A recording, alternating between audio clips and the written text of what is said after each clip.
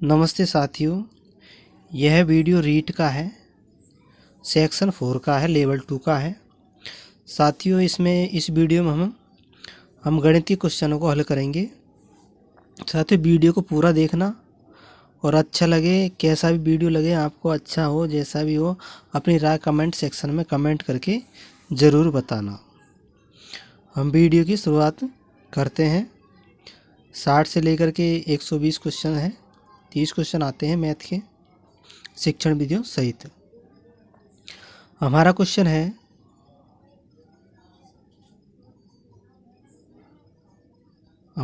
है कि जो संख्या है इसको हल करना है और हल करने के इसका जो आंसर आएगा वो हमें बताना है।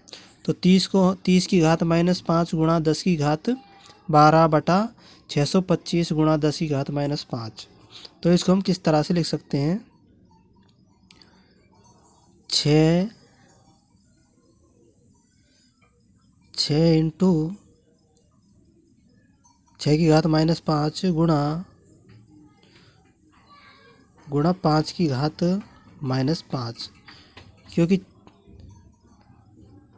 हम 5 6 का 30 करेंगे तो इस तरह से लिख सकते हैं, गुणा 5 की घात 12। अब बटे में 625 को हम 5 की घात 4 लिख सकते हैं और 6 की घात -5। अब 6 की घात -5 से 6 की घात -5 कट जाएगा। 6 की घात -5 से 6 की घात -5 ये कट जाएगा। और 5 की घात 4 से 5 की घात 12 में 4 है तो 4 ऊपर जाएगा तो कितने बचेंगे? 12 में से -4 करेंगे तो 12 में से तो हमारे बच जाएंगे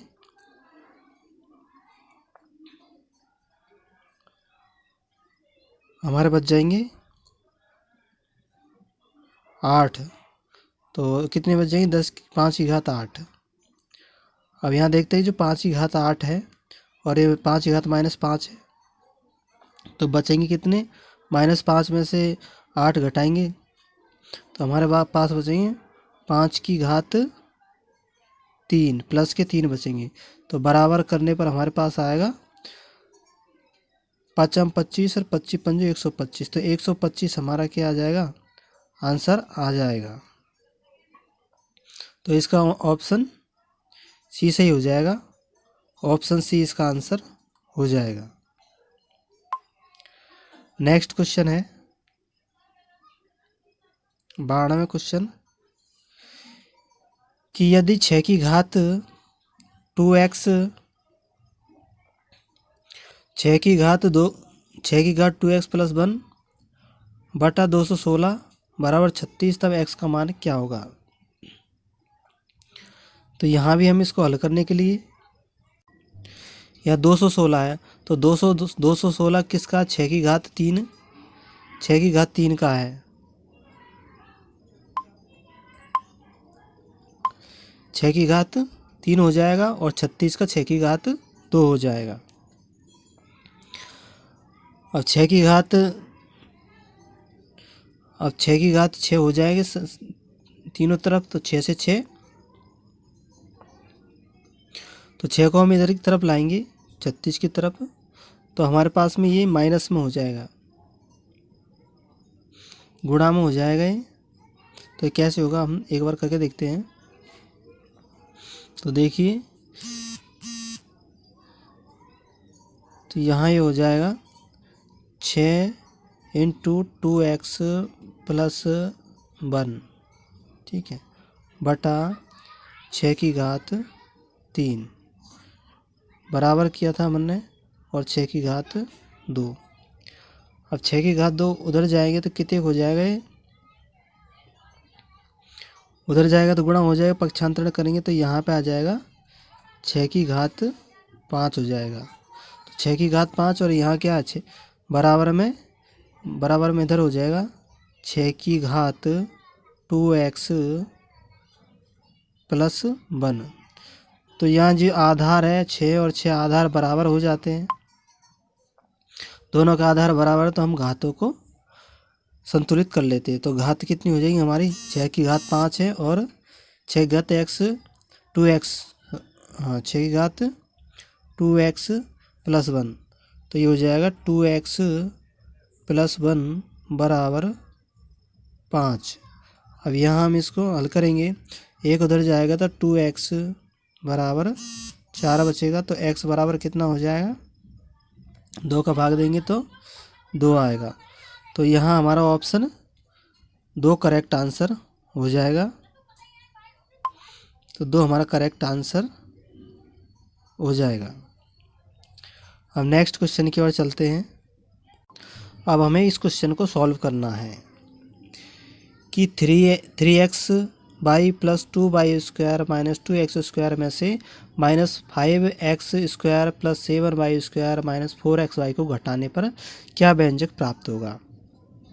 तो हम जानते हैं कि जो x y है, जैसी संख्या है उसके नीचे जमा करके लिखते हैं। जो घटाते हैं तो क्या होते हैं, जो इनके चिन्ह है ये प्लस की जगह पे क्या हो जाएगा, हम घटाएंगे तो प्लस और प्लस जुड़ करके क्या हो जाएगा, इसका हो जाएगा, घटाएंगे माइनस का चिन्ह लगाएंगे, तो माइनस का चिन्ह लगाएंगे तो माइनस और माइनस ये प्लस हो जाएगा, यहाँ भी माइनस लगेगा।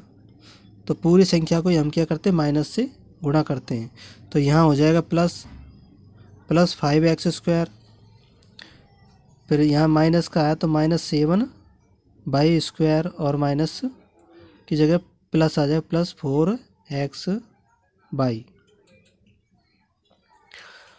अब इस संख्या को यहाँ पे जमा करके हम इनको हल करेंगे तो हमें 7x minus 5y square plus 3x प्राप्त होगा। तो साथियों संख्याओं को जमा लेंगे हम, और जमाने के बाद में जब इनको घटाएंगे तो 7x minus 5y square plus 3x square आएगा।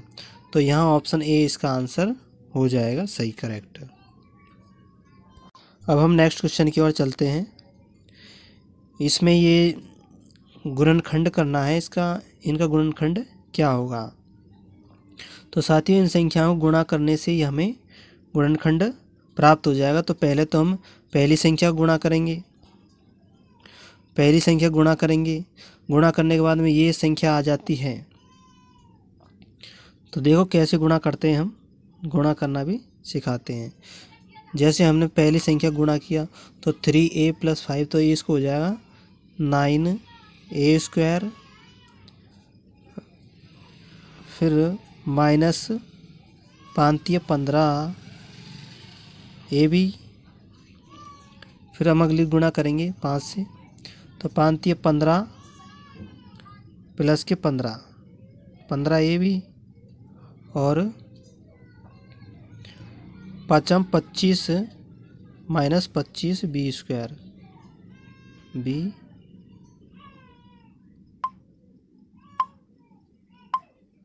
ये हो जाएगा 25 बी स्क्वायर। अब यहाँ देखते हैं 40 बी स्क्वायर है, तो इस तरह से हम लास्ट की संख्याओं गुणा कर लेंगे, चारों संख्याओं गुणा करके देख लेंगे। तो जो संख्या हमें इसको हल करेंगे तो हमें क्या आ जाएगा, 9a स्क्वायर, फिर 15 में से 15 चले जाएंगे क्योंकि ए भी है, प्लस और माइनस का है, तो यहाँ माइनस 25 बी स्क्वायर, तो ये भी नहीं आया। तो इस तरह से हम चारों संख्याओं को गुणा करेंगे, और गुणा करने के बाद में हम देखेंगे जिसमें हमको लगता है जो हमें उत्तर आ जाए गुणा करने, वही इसका गुणनखंड होगा। तो इसका जो गुणनखंड होगा वो बी ऑप्शन, इसका जो बी ऑप्शन होगा वही इसका गुणनखंड होगा, क्योंकि 8 पंजो 40, तो 40 बी स्क्वायर आएगा। और इसको गुणा करेंगे तो देख 3 3 9 ए स्क्वायर, और 5 8 3 8 3 24, तो हम बी ऑप्शन को गुणा करके देखते हैं। देखिए 9a स्क्वायर, ठीक, फिर हमारे पास में प्लस का चिन्ह है, माइनस का चिन्ह है, क्योंकि माइनस 8 है इसलिए माइनस का चिन्ह लगाएंगे। फिर 8 3 24 ए भी हो जाएगा। फिर हम 5 से गुणा करेंगे अगली संख्या, तो 5 3 15, तो प्लस के 15 ए बी। फिर 5 8 40 माइनस का है तो माइनस का 5 8 40 बी स्क्वायर। अब इसको हम जोड़ लेंगे, तो जोड़ने के बाद हमें क्या प्राप्त होगा, देखिए 9a स्क्वायर आ जाएगा। 9a स्क्वायर, ये 24 माइनस का है प्लस के 15 है तो माइनस के बचेंगे। 24 में से 15 घटाएंगे तो 9 बचेंगे। 9 ए बी, फिर माइनस 40 तो ये, तो 40 बी स्क्वायर।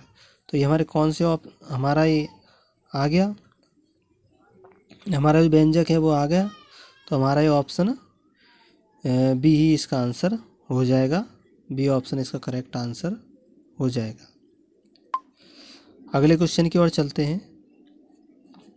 इसमें हमें भाग देना है। ये जो संख्या है, ये व्यंजक है, इसमें x+2 का भाग देना है। तो भाग कैसे देते हैं, भाग देना भी हम आपको बताते हैं। तो सबसे पहले हम संख्या, हमने यह संख्या उतार ली। अब इसमें हमें x+2 का भाग देंगे। तो यहाँ एक्स स्क्वायर है तो हमें प्लस का है, तो एक्स स्क्वायर लाने के लिए हम क्या करेंगे, प्लस के एक्स से गुणा करेंगे। तो हमारे पास में क्या आ जाएगा, एक्स स्क्वायर आ जाएगा, इसको गुणा करेंगे। फिर प्लस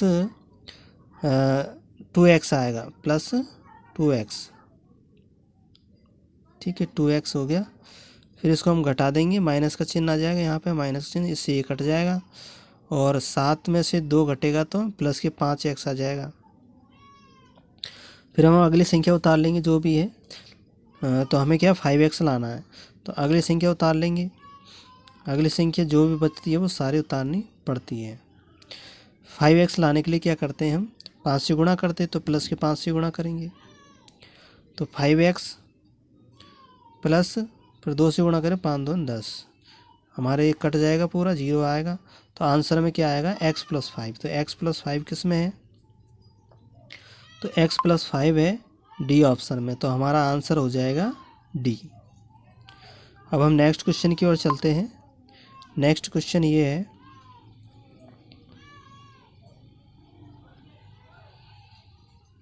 कि इसमें एक परिमेय संख्या का हर उसके अंश से 8 अधिक है।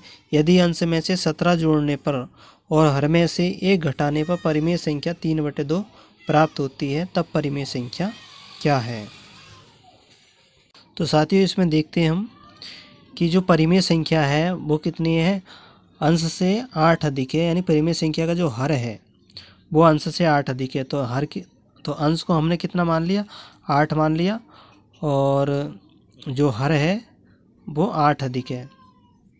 फिर क्या कह रहा है कि 17 जोड़ने पर, अंश में 17 जोड़ दिया और हर में से -1 घटा देते हैं तो क्या हो जाता, 3/2। तो इस तरह से हमारी समीकरण व्यवस्था बन जाती है। फिर हम इसको सॉल्व कर लेंगे। सॉल्व करने के बाद में हमारे पास में x बराबर 8 आता है। तो x बराबर तो कितना हो गया, x बराबर 8 हो गया, और ये हो जाएगी हमारी संख्या, x बराबर 8 हो गया, और नीचे 8 + 8, सॉरी x बराबर 13 आया है हमारा।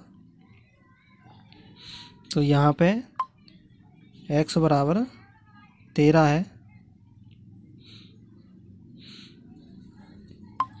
x बराबर 13 है, और यहाँ भी 13 होगा, और 13 + 8 बराबर कितना हो जाएगा, 13/21। तो 13/21 ऑप्शन ए इसका आंसर हो जाएगा। अब इस क्वेश्चन में देखिए, अगले क्वेश्चन 97वां, छोटी से छोटी वर्ग संख्या, यानी छोटी से छोटी वर्ग संख्या है जो संख्या 7, 14 और 21 में से प्रत्येक से विभाजित होती है। तो हम जानते हैं 7 का भाग 14 में जा रहा है,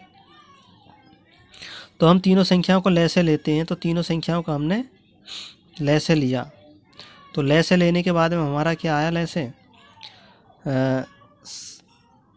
7 × 21, 21 दूनी 42। तो यहाँ तक तो इसने सही कर दिया, 42 इसका लय से आया था। अब इसमें भाग दिया, 98 में भाग नहीं जाएगा तो ये गलत हो गया, 94 में भी नहीं जा रहा तो ये भी गलत हो जाएगा। तो इसमें क्या है, तो 1764 है, 42 का भाग इनसे सही नहीं लगा, तो हम सही भाग लेते हैं। 1764 में कैसे जाएगा। तो 1764 में हम देते हैं 42 का भाग। तो 42 का भाग देंगे तो 4 चौको 16, तो 4 बार जाना चाहिए। तो 4 दूनी 8 और 4 चौको 16, बचे कितने 8, फिर उतारा 4 का।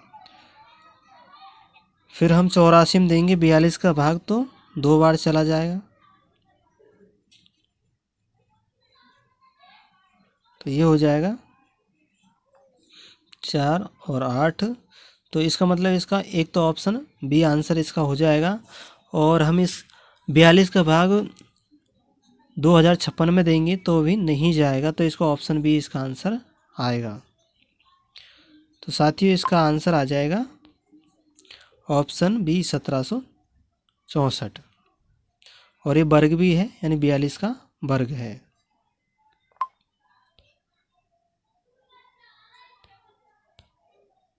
अब हम देखते हैं 98वां क्वेश्चन। इस क्वेश्चन में क्या है कि जो 1 बटा करनी है, करनी 8/.0000000216 प्लस करनी .000343। तो यहाँ इनमें क्यू दे रखा है, तो इनका घनमूल ज्ञात करना है। तो घनमूल निकालने के लिए क्या करते हैं, 8 का घनमूल कितना हो जाएगा, 2 हो जाएगा। और 216 का कितना आता है, 216 का 6 आता है, तो 6 की घात 3 हो जाएगा। तो 6 की घात 3 की जगह पे हम क्या कर देंगे, 6 आ जाएगा यहाँ पे। और कितने दशमलव है, 1 2 और 3, यानी 2 2 के जोड़े बनाएंगे हम, क्योंकि घनमूल लेना है। तो घनमूल के लिए 3 3 के जोड़े बनाते हैं।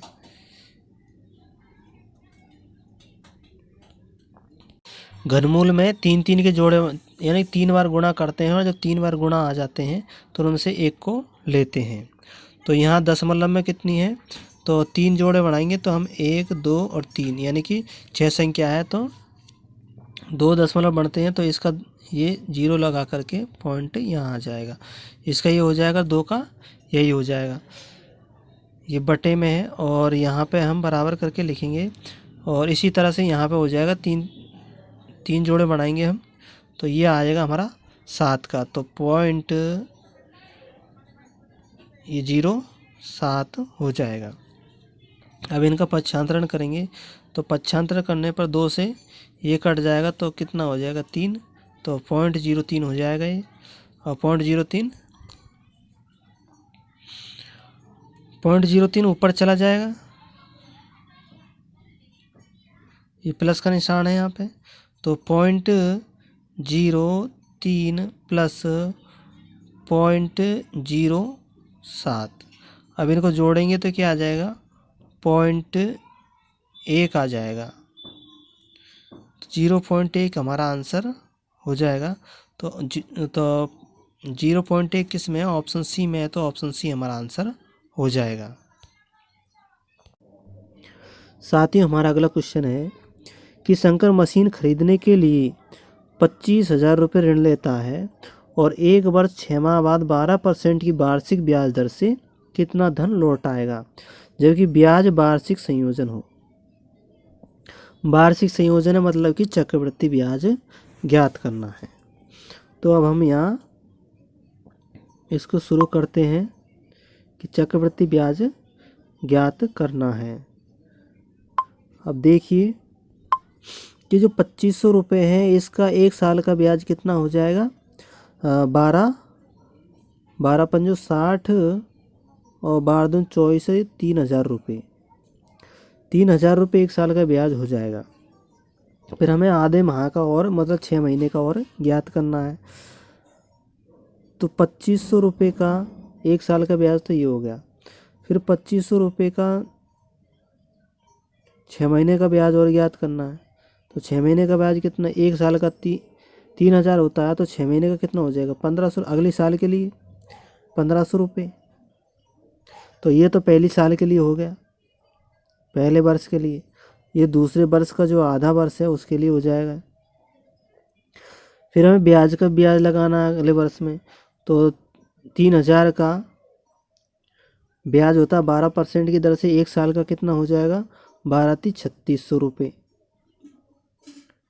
12 कम 12, 12 दूनी 24, 12 × 36, 2 जीरो कट जाएंगे तो 12 × 36 तो 360 रुपये 1 साल का होता है, और 6 महीने का हो जाएगा, यानी कि आधे साल का हो जाएगा 18 दूनी 36, तो ये 180 रुपये ये ब्याज हो जाएगा, यानी कि ब्याज का भी ब्याज हो जाएगा 180 रुपये अगले महीने में। तो अब ये हमारा हो गया टोटल ब्याज। तो टोटल ब्याज करेंगे, टोटल ब्याज कितना आएगा, इनको करेंगे तो 80, 6 और 4, यानी 4680 रुपये तो हमारा क्या हो जाएगा, ब्याज हो जाएगा, ब्याज। अब जो कुल धन लौट आएगा कितना, तो 25,000 में 4680 को जोड़ देंगे तो कितना आ जाएगा हमारा आ जाएगा 80, 6 और ये 29, 5 और 4 9, 29, 29,680 रुपये हमारा कुल धन लौट आएगा ये। तो 29,680 कौन से ऑप्शन में है, तो ये ऑप्शन डी में है, तो ऑप्शन डी इसका आंसर हो जाएगा। साथियों ऑप्शन डी में है तो ऑप्शन डी इसका आंसर हो जाएगा 29,680 रुपये। इस तरह से हम इसका ब्याज निकालेंगे। साथियों अगला क्वेश्चन है हमारा कि रजत ने 2 पंखे 2500 रुपये प्रति पंखे की दर से खरीदे। उनमें से एक पंखे को 15% लाभ पर और दूसरे को 8% हानि पर बेचा। तो इस सौदे में कितने प्रतिशत का लाभ अथवा हानि हुई, ये बताना है हमें। तो साथियों हमें लाभ और हानि ज्ञात करने के लिए क्या करते हैं, क्रय मूल्य होना चाहिए और विक्रय मूल्य होना चाहिए। तो हम क्या करते हैं कि इसका जो क्रय मूल्य हम क्या करते हैं 100 रुपये मान लेते हैं, माना की माना कितना मान लेते हैं हम 100 रुपये मान लेते हैं। तो 100 रुपये मानेंगे तो हमें एक पंखे पर कितना 15% का लाभ है, तो उसका विक्रय मूल्य कितना आ जाएगा, तो उसका विक्रय मूल्य 115 रुपये। और दूसरे पर 8% की हानि बेचता है तो दूसरे का विक्रय मूल्य 92 रुपये आ जाता है। और दोनों के विक्रय मूल्य को जोड़ेंगे तो 207 रुपये हो जाएगा। अब हमने देखा कि 100 और 100 200 होते हैं। अब यहाँ प्रतिशत की बात कर रहा है तो 2500 से कोई मतलब ही नहीं है हमारा, प्रतिशत में लाभ हानि बताना है। तो हमारा जो क्रय मूल्य कितना हो, माना 100 रुपये माना एक का, तो दोनों का कितना है 200 रुपये क्रय मूल्य। हमारा विक्रय मूल्य ज़्यादा आ रहा है 7, तो 7 हम इसका लाभ हो गया। तो 7/200 गुणा 100, तो 7/200 गुणा 100 करेंगे तो 200 का हम इसमें भाग देंगे तो 3.5 आएगा हमें लाभ। तो लाभ कितना हो गया 3.5% लाभ हो जाएगा।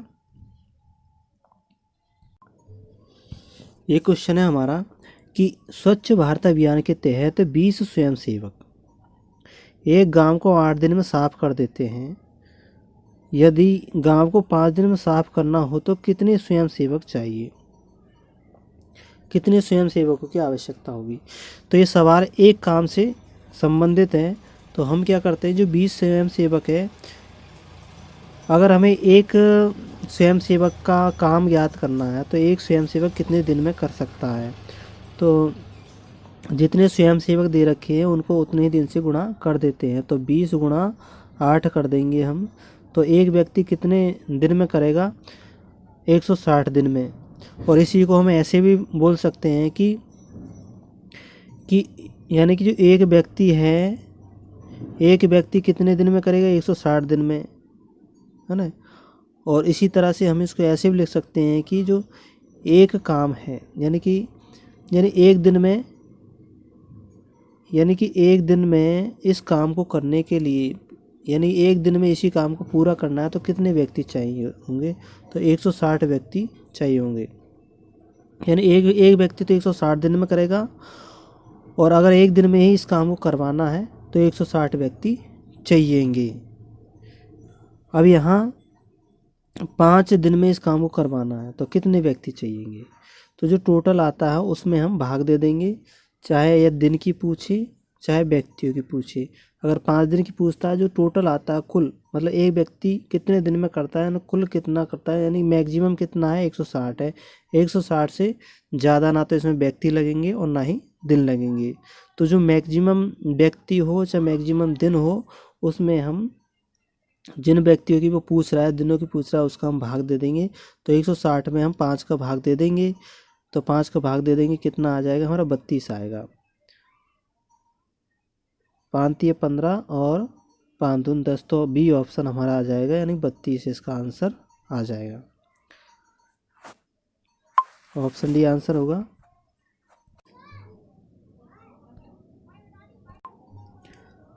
तो यहाँ देखते हैं कि इसकी जो दूरी ज्ञात करनी है, तो दूरी बार 4 गुना समय। तो 6 36 यानी 60 को 3 से 6 से गुणा करेंगे, 3600 किलोमीटर आएगा। 3600 किलोमीटर में दूरी हो गई, आने जाने की दूरी फिक्स है, तो आते टाइम की दूरी भी 360 ही होगी। तो और चाल चाल का सूत्र होता है चाल बराबर दूरी बटा समय। तो समय कितना दे रखा है आते टाइम का, 4 सही 1/2, तो 9/2 हो जाएगा। तो 2 को हम ऊपर ले जाएंगे, क्योंकि ये नीचे जाता है तो ऊपर चला जाता है। और 9 चौके 36, 4 यानी 40 बचे। 40 को 2 से गुणा करेंगे तो 80 किलोमीटर प्रति घंटा इसकी चाल आ जाएगी। तो ऑप्शन ए इसका आंसर हो जाएगा, 80 किलोमीटर प्रति घंटा। नेक्स्ट क्वेश्चन की ओर चलते हैं। क्वेश्चन है, एक गांव की जनसंख्या 3 वर्ष पहले 50,000 थी।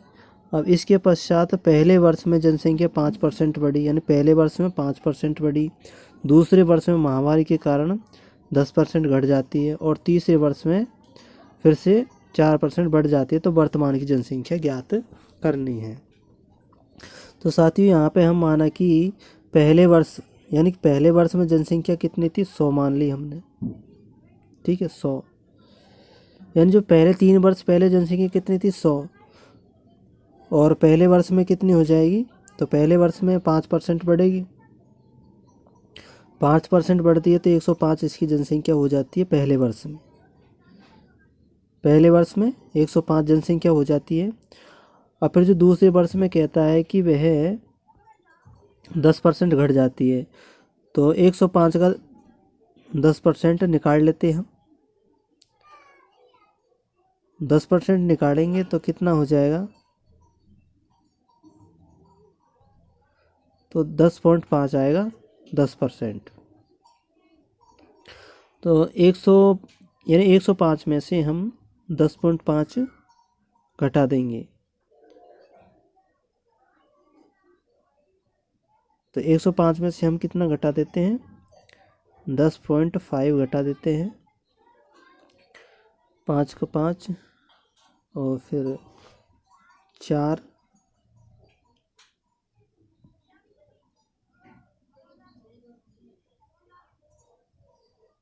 और यहाँ पे 9 बचते हैं। 10 में से गया तो 9, हमारा कितना आ जाएगा, 94.5 बचेगा।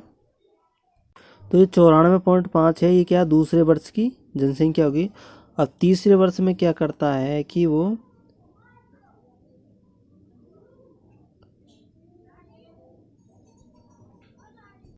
अब हम तीसरे वर्ष की निकालेंगे, तो तीसरे वर्ष में क्या 10% घट जाती है, तो इसका 80% निकाल लेंगे हम। सॉरी, तीसरे वर्ष में क्या 4% बढ़ जाती है। तो 4% बढ़ जाती है, तो हम इसका कितना निकाल लेंगे, 104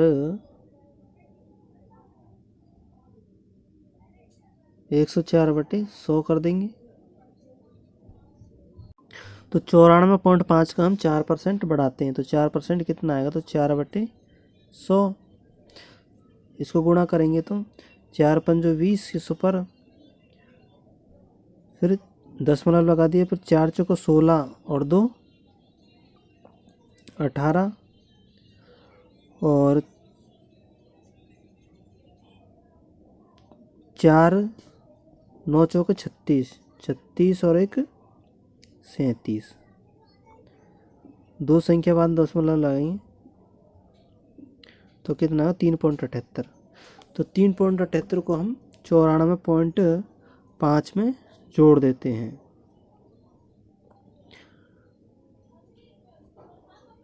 तो 8 7 और 5 12 का 2 का, फिर पॉइंट लगाया, 4 3 7 और एक 8 और ये 9, यानी 98.28। अब हम यहाँ देख सकते हैं कि अनुमान लगा सकते हैं कि माना कि प्रारंभ में जनसंख्या कितनी थी, 100 थी, और 3 वर्ष बाद में कितनी रह जाती है, 98.28 रह जाती है। तो इससे पता चलता है कि 50,000 से कम होगी। अब ऑप्शन में देखते हैं 50,000 से कम किस में है, सी ऑप्शन में है, तो सी इसका आंसर होगा। अब इसको हम तुलना करना चाहे तो तुलना भी कर सकते हैं। तो हम देखते हैं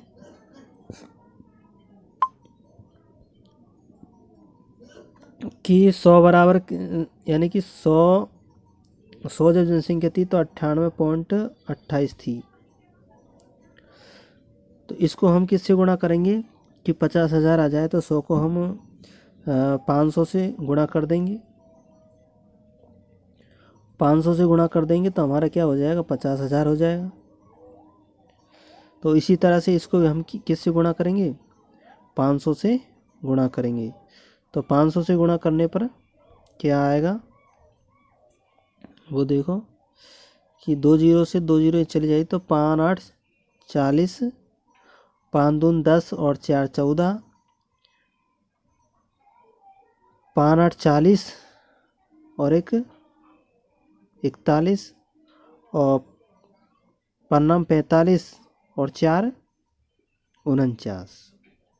तो साथियों ये 49,146 ये जनसंख्या रह जाएगी। ऑप्शन सी इसका आंसर हो जाएगा। नेक्स्ट क्वेश्चन की ओर चलते हैं। तो ये क्वेश्चन है, इसका आंसर हमें देना है। अब ये क्वेश्चन है, अब इसमें हमें यानी कि पी और क्यू क्या है, समांतर रेखा है पी और क्यू। तो हम जानते हैं जो समांतर रेखाओं को अगर कोई तिर्यक रेखा काटती है तो बनने वाले कोण क्या होते हैं, एकांतर होते हैं। और एकांतर कोण क्या होते हैं, जैसे 95 और ये वाला कोण क्या बराबर हो जाएगा, तो ये भी क्या हो जाएगा 95 डिग्री का हो जाएगा, क्योंकि ये एकांतर कोण है, जेड के मुंह में आ रहे वहाँ एकांतर कोण है। और हम जानते हैं कि जो सीधी रेखा पर बनने वाला कोण का मान 180 डिग्री होता है।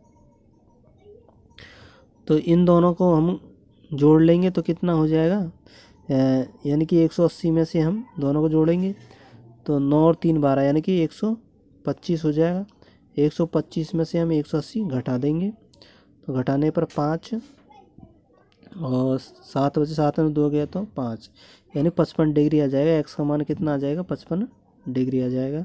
तो ऑप्शन ए इसका आंसर हो जाएगा। नेक्स्ट क्वेश्चन की ओर चलते हैं। तो हमने ये क्वेश्चन तो कर लिया, अब इस क्वेश्चन की ओर चलते हैं। साथियों हम इस क्वेश्चन को सॉल्व करते हैं कि दिए गए यानी कि त्रिभुज ABC और FDE समरूप है। AB बराबर 5 सेंटीमीटर, कोण B बराबर 40 डिग्री और कोण A 80 डिग्री है, तो कौन सा विकल्प सही है। तो यहाँ हम 2 त्रिभुज बनाएंगे, 2 त्रिभुज बनाते हैं, 2 त्रिभुज बनाते हैं, 2 त्रिभुज बनाते हैं। 2 त्रिभुज कैसे बनाएंगे, और दोनों त्रिभुज क्या होंगे, समरूप त्रिभुज होंगे। तो इसका मान रखना है मैंने A B और C, और इसी के दूसरा त्रिभुज और बनाएंगे हम यहीं पे, उसका नाम रखेंगे हम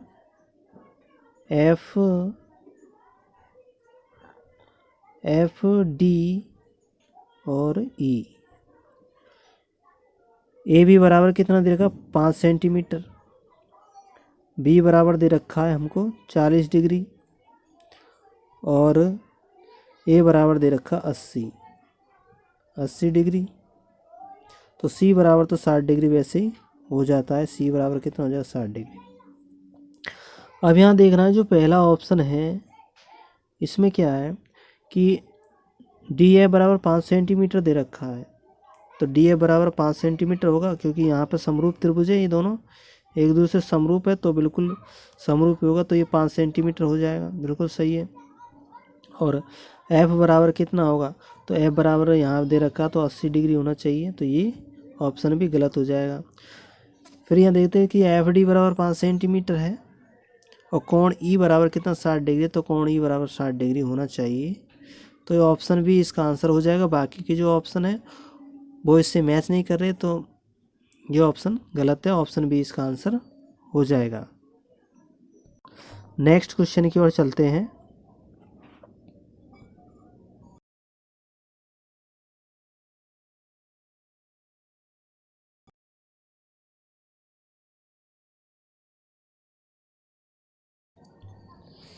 नेक्स्ट क्वेश्चन है कि 588 मीटर लंबे और 50 मीटर चौड़े एक आयताकार खेत में एक 30 मीटर लंबा, 20 मीटर चौड़ा और 12 मीटर गहरा टांका खोदा जाता है। इस प्रकार खोदकर निकाली गई मिट्टी बालू को खेत के शेष भाग में एक समान रूप से फैला दिया जाता है, यानी शेष भाग में एक समान रूप से फैला दिया जाता है। तो खेत की बढ़ी हुई ऊंचाई क्या होगी? तो साथियों, इसमें सबसे पहले समझने वाली बात यह है कि हमें खेत का क्षेत्रफल दे रखा है और टांके का आयतन दे रखा है, तो आयतन में भी क्षेत्रफल छिपा होता है। तो टांके के क्षेत्रफल को हम खेत के क्षेत्रफल से घटा देंगे। फिर उसके बाद में हम इसका, क्योंकि मिट्टी डालनी है तो हमें टांके वाले पर नहीं डालनी, जो शेष बचे हुए भाग पर हमें मिट्टी डालनी है। तो हम इसका जो टांके की मिट्टी का आयतन और खेत की मिट्टी का आयतन जब हम बराबर करेंगे तो ऊंचाई हमें अपने आप मिल जाएगी। तो हम सबसे पहले क्या करते हैं कि खेत का हम क्षेत्रफल निकालते हैं। तो खेत का क्षेत्रफल निकालने के लिए क्या करते हैं, हम 588 को 50 से गुणा करते हैं। 588 को 50 से गुणा कर देते हैं तो हमें क्या आ जाएगा, पूरे खेत का क्षेत्रफल आ जाएगा। तो ये हो जाएगा 5 8 40 की सुपर, तो 5 8 40 और 4 44 और 5 5 25 और 4 29। तो ये तो हो गया हमारा पूरे खेत का क्षेत्रफल। टांके का क्षेत्रफल कितना हो जाएगा, 3 दूनी 6 यानी 600 वर्ग मीटर हो जाएगा। तो 600 वर्ग मीटर को हम कुल क्षेत्रफल से घटा देंगे तो हमें कितना प्राप्त हो जाएगा, हमें जो क्षेत्र में मिट्टी डालनी है वो हमें मिट्टी डालने वाला क्षेत्रफल प्राप्त हो जाएगा। 8 9 में से 1 हासिल गई तो 8 बचेगा और ये 2। तो ये जो 8800 क्षेत्रफल है इसमें हमें मिट्टी डालनी है, यानी कि 28,800 है क्षेत्रफल, इसमें हमें मिट्टी डालनी है। तो इसका आयतन, तो अब हमारे पास जो खेत का आयतन ये हो जाएगा। अब ऊंचाई ज्ञात करने तो h रह जाएगा और जो बाकी का जो टांके का आयतन वो क्या हो जाएगा, 30 × 20 × 12। ठीक है, तो हम ये टांके के आयतन का भाग इसमें दे देंगे तो हमें इसकी ऊंचाई प्राप्त हो जाएगी, क्योंकि बराबर हो जाएगा। तो 12 दूनी 24 और 24 72, तो 7200 ये हमें प्राप्त हो जाएगा इसका आयतन। और जो 0 से 2 0 यहाँ कट जाएगी। अब हम क्या करेंगे, तो जो 72 में हम 2800 यानी कि 288 का भाग दे देंगे हम, तो हमें इसकी ऊंचाई प्राप्त हो जाएगी। तो हम इसमें भाग देते हैं। 72 बचा था हमारा, तो 72 में हमने किसने का भाग दिया, 288 का भाग देंगे। तो यहाँ पे भाग दशमलव लगाएंगे, पहले दशमलव लगा दी। दशमलव लगाने के बाद हम 0 उतारेंगे।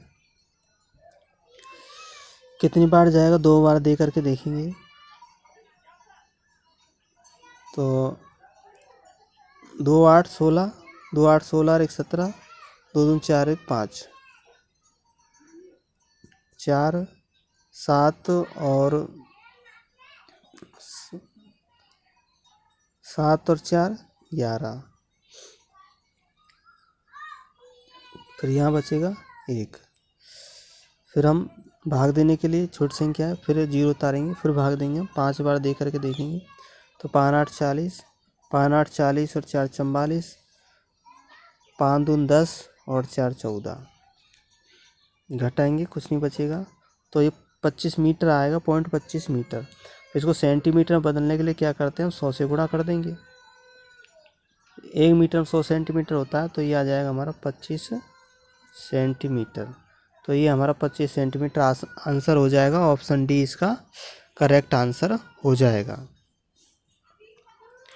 साथियों, जल्दबाजी में गलती हो जाती है। आप देख रहे हैं कि यहाँ पे ये गलती क्या हुई है कि जो 72 का भाग है वो 288 में दे दिया, लेकिन 288 का 72 भाग जाना था। अब नेक्स्ट क्वेश्चन की ओर चलते हैं। नेक्स्ट क्वेश्चन है कि एक घनाभ की विमाएँ 60 सेंटीमीटर, 54 सेंटीमीटर और 30 सेंटीमीटर है, तो उस घनाभ के अंदर 6 सेमी भुजा के कितने घन रखे जा सकते हैं। तो हम देखते हैं कि कितने घन रखे जा सकते हैं। अगर इसका आयतन ज़्यादा होता है बड़े का, तब भी हमें क्या छोटे घन की संख्या ही पूछ रहा है। तो हम क्या करेंगे, जो बड़े घन का आयतन है इसमें छोटे घन के आयतन का हम इसमें क्या करेंगे, भाग दे देंगे। तो ये आयतन तो बड़े का दे रखा, तो छोटे का आयतन क्या होगा, 6 × 6 × 6। तो एक घन का आयतन ये हो जाएगा। इसको काटेंगे तो 10 बार ये कट जाएगा, फिर ये 6 से ये 9 बार कट जाएगा, और फिर ये 6 से ये 5 बार कट जाएगा। अब इनको गुणा कर देंगे बची हुई संख्याओं को, तो ये कितना आ जाएगा, 9 × 5 = 45, यानी 450। तो 450 कितने हो जाएंगे, जो छोटे घनों की संख्या कितनी आ सकती है, इसमें 450 आ सकती है। ऑप्शन सी इसका आंसर हो जाएगा। नेक्स्ट क्वेश्चन की ओर चलते हैं। इसमें देखता है कि नीचे दी हुई बारंबारता सारणी के लिए 60 किलोग्राम से कम वजन के व्यक्तियों की संख्या बतानी है, यानी कम वजन के व्यक्तियों की संख्या बतानी है। तो हम देखते हैं बारंबारता सारणी में 2 बार 60 दे रखे, एक 60 यहाँ दे रखा है, तो एक 60 यहाँ दे रखा है। तो यहाँ देखो 60 और 65 भी दे रखा है, तो मतलब ऊपर वाली संख्या भी दे रखी है और यहाँ 60 तक की दे रखी है। तो हम देखते हैं कि जो 60 यहाँ पे दे रखा, तो 60 से कम वाले, तो 60 से कम वाले यहाँ तक आएंगे। इनको गिन लेंगे हम, गिनने के बाद 26 आएगा, तो 26 आंसर हो जाएगा हमारा ऑप्शन ए। क्योंकि 2 जगह पर दे रखी है, तो जो कम वाली संख्या है यहाँ पर हम कितना लेंगे, 59 तक की इनको रखेंगे, क्योंकि 60 यहाँ पे दे रखा है, तो यहाँ पे कितना रह जाएगा, छोटी संख्या में 59 तक रह जाएगा। ऑप्शन ए इसका आंसर हो जाएगा 26। नेक्स्ट क्वेश्चन की ओर चलते हैं। नेक्स्ट क्वेश्चन है ये, इसमें पाई चार्ट है, तो पाई चार्ट का प्रयोग करके हमें इसका आंसर देना है। तो यहाँ पूछ रहा है कि निम्न पाई चार्ट एक कमरे के निर्माण में विभिन्न मदों में खर्च को दर्शाता है। यदि कमरे के निर्माण में कुल 2 लाख रुपए लगते हैं तथा मजदूरी पर कितने रुपए व्यय होंगे, यानी मजदूरी पर व्यय बता रहा है। तो मजदूरी पर यहाँ हमें इसका मजदूरी का पहले कोण ज्ञात करना है। तो इनको जोड़ करके हम 360 में से घटा देंगे कुल कोण में से, तो हमें 90 डिग्री कोण प्राप्त होगा। और 90 डिग्री है मजदूरी का, और कुल कोण कितना है 360, तो कुल रुपए कितने हो जाएंगे, ये 2 लाख रुपए हैं। तो इसको निकालने के लिए 90/360 गुणा 2 लाख। अब इसको हम काट देंगे, काटने के बाद में इसको इससे काटेंगे 4 बार कट जाएगा, और 4 × 5 = 20, तो बचा कितना, 50,000। तो 50,000 रुपये मजदूरी के लगे, तो ऑप्शन बी इसका आंसर हो जाएगा। नेक्स्ट क्वेश्चन की ओर चलते हैं। इसमें क्या है कि एक थैला है, और थैले में हमें 15 तो लाल गेंद दे रखी है और कुछ हरी गेंदें दे रखी है। हरी गेंदों की संख्या हमें पता नहीं है। यदि एक हरी गेंद निकालने की प्रायिकता 1/6 है, तब हरी गेंदों की कुल संख्या बतानी है। हरी गेंदों की कुल संख्या बतानी है। अब हमें यानी कुल गेंदों की संख्या और हरी गेंद की संख्या का अनुपात दे रखा है। तो यहाँ देखो, फिर हमारे पास में क्या बच जाएगा, जो लाल गेंदों का अनुपात, फिर 1/6 कितनी दे रखी है, हरी गेंद दे रखी है, तो लाल गेंदों की संख्या कितनी हो जाएगी, 5/6। तो लाल गेंदों की संख्या कितनी हो जाएगी 5/6। तो लाल गेंदों की प्रायिकता कितनी हो जाएगी 5/6। अब हम जानते हैं कि जो लाल गेंदों की संख्या कितनी दे रखी है 15 दे रखी, तो 5 किसके बराबर हो गया 15 के बराबर।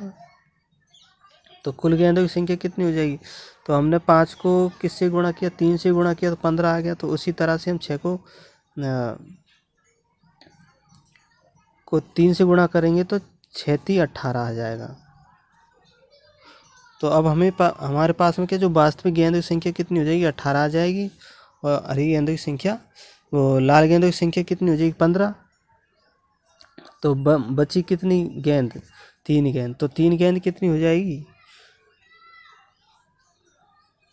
तो 18 में से हम 15 घटा देंगे तो 3 गेंद बचेगी। तो 3 गेंद हो जाएगी हमारी हरी गेंदों की संख्या 3 आ जाएगी। ऑप्शन सी इसका आंसर हो जाएगा। अब हम नेक्स्ट क्वेश्चन की ओर चलते हैं। अब ये जो क्वेश्चन है हमारे ये शिक्षण विधियों से हैं, गणित की शिक्षण विधियों से हैं। तो गणित की निम्नलिखित में से कौन सी विशेषता उसे एक वैश्विक विषय बनाती है। भाषा की जटिलता, भाषा की संक्षिप्तता, भाषा की एक रूपता और इसमें से सभी। तो जो भाषा की एक रूपता है वो वैश्विक विषय बनाती है, क्योंकि गणित की जो भाषा है वो सभी जगह पर एक समान चलती है। तो ऑप्शन सी इसका आंसर हो जाएगा। नेक्स्ट क्वेश्चन है कि गणित शिक्षण के माध्यम से बालकों में निम्न में से कौन सी भावना पर नियंत्रण करने का कौशल विकसित हो जाता है। यानी गणित शिक्षण से बालक में कौन सी भावनाओं पर नियंत्रण हो जाता है। देखो, तर्क शक्ति पर भी नियंत्रण हो जाता है, आत्मविश्वास भी बढ़ता है, विचार शक्ति बढ़ती है। तो तीनों सही दे रखे हैं, तो इनमें सभी तो ऑप्शन डी इसका करेक्ट आंसर हो जाएगा। अब हम नेक्स्ट क्वेश्चन की ओर चलते हैं। नेक्स्ट क्वेश्चन है कि गणित शिक्षण की कौन सी विधि जिसमें अज्ञात से ज्ञात की ओर चलते हैं, अज्ञात से ज्ञात की ओर चलते हैं, जिसमें खोज करने की प्रवृत्ति को प्रोत्साहन मिलता है। तो संश्लेषण विधि, विश्लेषण विधि, परियोजना विधि और प्रयोगशाला विधि। तो इसमें खोज की प्रवृत्ति का जो विकास होता है, प्रोत्साहन मिलता है, वो विश्लेषण विधि में आ जाएगा, एनालिटिक मेथड में आ जाएगा। तो ऑप्शन बी इसका आंसर हो जाएगा। और ये अज्ञात से ज्ञात की ओर भी चलती है। नेक्स्ट क्वेश्चन है कि गणितीय पदों को परिभाषित करने का सामुदायिक उद्देश्य है। संज्ञानात्मक, भावुक, तो भावुक तो है ही नहीं, कार्यात्मक और व्यवहारिक। तो गणितीय पदों को परिभाषित करने का सामुदायिक उद्देश्य है व्यवहारिक होना। सामुदायिक में तो व्यवहारिक गणित आती है सामुदायिक गणित में। ऑप्शन सी इसका आंसर हो जाएगा। नेक्स्ट क्वेश्चन है कि बालकों में गणितीय त्रुटियों का पता लगाने के लिए आवश्यक है। तो बालक में जो कमियां हैं उनको पता लगाने के लिए क्या निदान किया जाता है। तो इसमें निदानात्मक परीक्षण हो जाएगा, ऑप्शन बी। उपचारात्मक परीक्षण में क्या होता है कि कमियों को दूर किया जाता है, पता नहीं लगाया जाता। मौखिक परीक्षण है तो मौखिक परीक्षण तो मौखिक होता है, स्वभाव परीक्षण तो इसका करेक्ट आंसर बी हो जाएगा। नेक्स्ट क्वेश्चन है कि वस्तुनिष्ठ परीक्षण का प्रमुख दोष है। तो वस्तुनिष्ठ परीक्षण का प्रमुख दोष ये है कि इसमें व्यापकता का अभाव। देखो, इसमें दोष तो सभी है, लेकिन इसमें मोस्ट इम्पोर्टेंट जो सबसे उपयुक्त दोष बताना है। तो इसमें व्यापकता का अभाव होता है, ये भी है। विश्वसनीयता का भी अभाव होता है, तो वैधता का अभाव होता है। इसमें सबसे बड़ी बात होती है अभिव्यक्ति का अभाव। ऑप्शन सी हो जाएगा, सबसे उपयुक्त है, क्योंकि इसमें हम बालक अभिव्यक्ति नहीं कर सकता, यानी बोल नहीं सकता। इसमें सिर्फ टिकी लगा सकता है, गोली भर सकता है। नेक्स्ट क्वेश्चन है कि किस गुण के कारण परीक्षा में शुद्धता रहती है। तो परीक्षा में शुद्धता किसकी का कारण रहती है। तो विभेदकारिता, वस्तुनिष्ठता, विश्वसनीयता और वैधता। तो इसमें सबसे उपयुक्त रहेगा वैधता। तो वैधता के कारण परीक्षा में शुद्धता रहती है। वैधता का मतलब होता है कि परीक्षण जिस कार्य के लिए बनाया गया है वह उसी का मापन करता है, तो उसको हम वैधता कहते हैं। तो उसके लिए वैधता है, तो परीक्षा में शुद्धता का मतलब होता है वैधता। ऑप्शन बी इसका आंसर हो जाएगा। नेक्स्ट क्वेश्चन है कि गणित शिक्षण में अभ्यास कार्य का प्रमुख उद्देश्य है। तो अभ्यास कार्य का मुख्य उद्देश्य क्या हो जाएगा?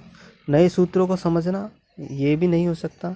गणना संबंधी कौशल का बढ़ाना, तो अभ्यास के द्वारा गणना संबंधी कौशल बढ़ते हैं। तो इसमें सबसे उपयुक्त बताना है, नई धारणा को स्पष्ट करना, ज्ञान को नई परिस्थितियों में लागू करना। तो साथियों इसमें क्या होता है कि शिक्षण विधि के जो 4 ऑप्शन होते हैं उनमें कोई सा भी ऑप्शन इन परिस्थितियों के अनुसार सही होता है। अब इसमें से 4 ऑप्शन है, चारों ऑप्शन ही सही हो सकते हैं अगर इनके स्थान पर कोई और शब्द दिए हो तो, और वर्ड वाक्य दिए होते हैं। तो यहाँ पर जो सबसे अच्छा वाक्य है ऑप्शन बी, यानी गणना संबंधी कौशल का पढ़ना। तो इस बात का ध्यान रखें। नेक्स्ट क्वेश्चन है, आगमन विधि उपयुक्त है। तो आगमन विधि कहाँ पर उपयुक्त है? सूत्र स्थापना के लिए, सूत्र द्वारा समस्या हल करने के लिए, समस्या का हल खोजने के लिए, और समस्या के हल को समझने के लिए। तो आगमन विधि क्या होती है? आगमन विधि उदाहरण से नियम की ओर चलती है। तो नियम में मतलब सूत्र का निर्माण होता है, तो ऑप्शन ए इसका आंसर हो जाएगा। नेक्स्ट और अंतिम क्वेश्चन है हमारा, ये गणित का है कि गणित की पाठ्य पुस्तकों की महत्वपूर्ण विशेषताएं हैं। तो गणितीय पाठ्य पुस्तकों की महत्वपूर्ण विशेषता क्या होगी? पाठ्यपुस्तक विशेष होती है, भाषा एवं शैली भी विशेष होती है, और पाठ्यपुस्तक की आकृति, इनमें से सभी। तो यहाँ इनमें से सभी दे रखा है, तो पाठ्यपुस्तक की आकृति भी महत्वपूर्ण होती है। तो इसमें ऑप्शन डी इसका आंसर सही होगा, यानी कि सभी सही होंगे। तो ऑप्शन डी इसका करेक्ट आंसर हो जाएगा। तो साथियों ये रहा हमारा रीट 2021 का पेपर था, और ये पेपर रीट 2022 में भी महत्वपूर्ण होगा। तो साथियों वीडियो को लाइक कर देना और चैनल को सब्सक्राइब कर देना। आपने वीडियो को पूरा देखा, थैंक यू, और अपने दोस्तों में भी शेयर करना।